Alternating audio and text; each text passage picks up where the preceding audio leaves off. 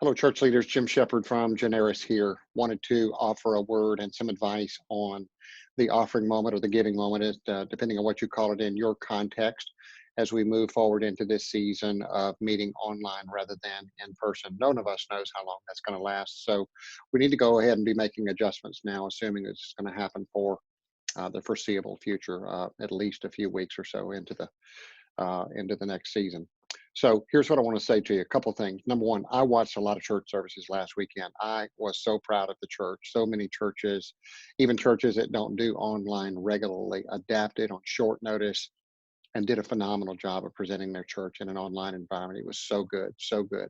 Lots of churches were already ahead of the technological curve and have been doing that for quite some time now, and they adapted with fairly easy movements and shifts there, but lots of other churches, this was their first time. And here's what I can tell you: having watched a lot of church services last weekend, I watched my own church, watched a number of Generis clients, watched some of the influential churches in America. I watched a lot of them do it, and as well as most of them did church, the one thing that seemed to be a weak moment in almost every one of them was the offering moment or the giving moment.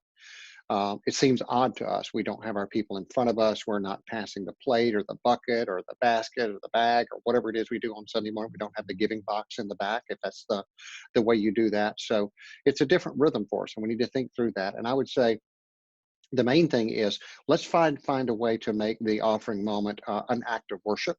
Let's make it as sacred as we possibly can. Let's make it as normal as we possibly can, even outside the fact that we are not meeting in person. So let me offer you some thoughts on what that looks like. One of the things I would say is for those churches who have already been receiving over 75 or 80% of their offerings outside the Sunday morning service, this was not a big shift at all. You didn't know it, but you had been preparing for this moment. And so you're in good shape. Now, there's no reason to think you couldn't push that a little bit higher, obviously, but that puts you in good shape. But the church that has 10 to 12% of his offerings coming in outside the Sunday service has a very, very different perspective on this whole situation. They're rushing to figure out, how do we help our people to give in this moment?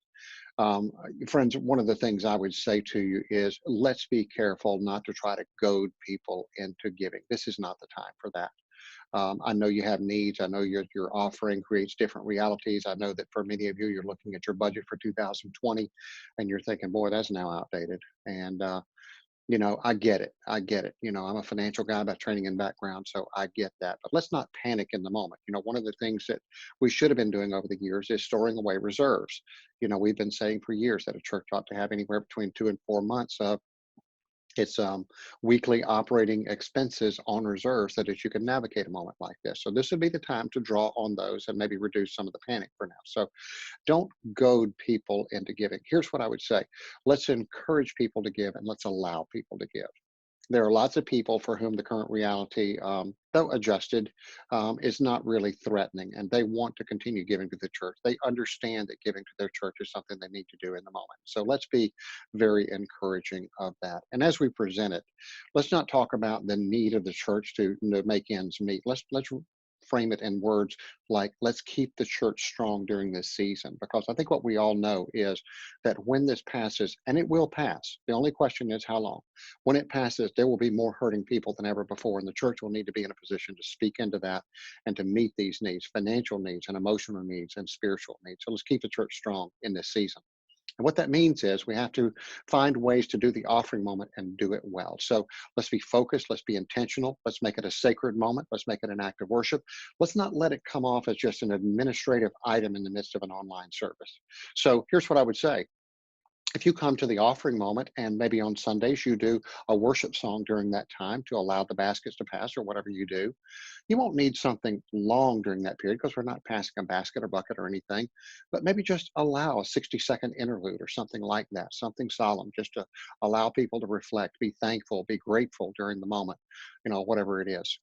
If you run stories or testimonies during that time, this would be a time to continue that. Obviously, those would be video and not in a live environment, but those would be video. So run those. That makes it seem normal. At my church, we run stories a lot during the offering time. So I'm encouraging the leaders in my church to run those stories during the offering time. The other thing is, remember that lots of your people have never done it this way.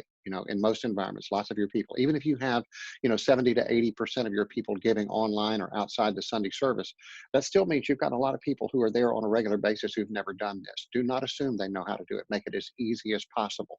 Provide on-screen prompts. Maybe set it up by saying, for many of you in our church, for some of you in our church, depending on what your reality is, for some of you in our church, giving this way has been natural. You've been doing it for a while. Congratulations and thank you. Keep doing that. For those of you who haven't, you've been giving while you're in person here in the service, a couple of options. One of them would be that you can move to the electronic option and then provide clear instructions on how to do that, including on-screen prompts.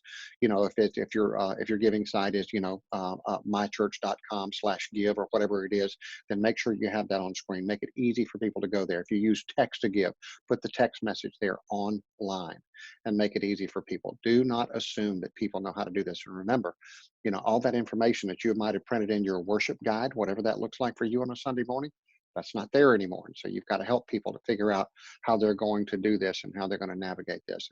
And of course, obviously, do all the things that we recommend in the offering moment.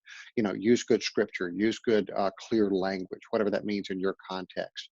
And, obviously, always, we just would say, mimic that Philippians 4:17 mindset that Paul talked about. Not that I sought the gift for my own account, but for the fruit that abounds to your account.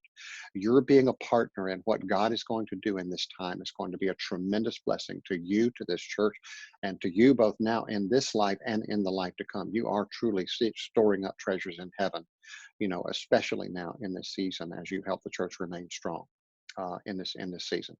So make sure that you're clear. By the way, the other thing too that we haven't said here is I'm assuming that your website's in good shape. Make sure your website's in good shape. The giving button needs to be, or the giving option needs to be very clear there on the front page. If you have 4 or 5 options there, right there at the top line, make sure that giving is one of those. Make sure that your giving platform runs well and that people know how to use that.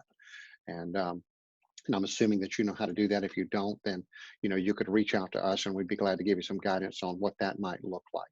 So think through the offering moment as you go through the next few weeks. An important part of the service. It's an important part of keeping the church strong as we navigate these challenging times so we can be ready. Be ready. God, I suspect, is going to want to do something great. It's as if he has laid the hearts of the American people wide open.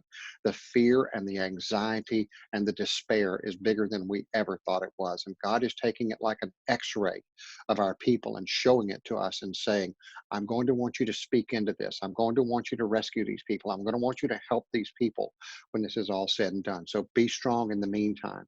Be strong in worship in your gatherings. Be strong financially and keep your groups together. Separate topic, and we'll speak to that one in perhaps another environment there. But be strong. Keep your church strong in these times.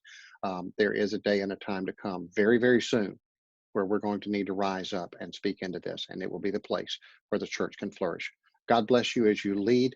And if we can help you any way, go to generis.com. We have all kinds of free resources during this time frame. We're here to help and guide and serve you. We love you more than you know. God bless you.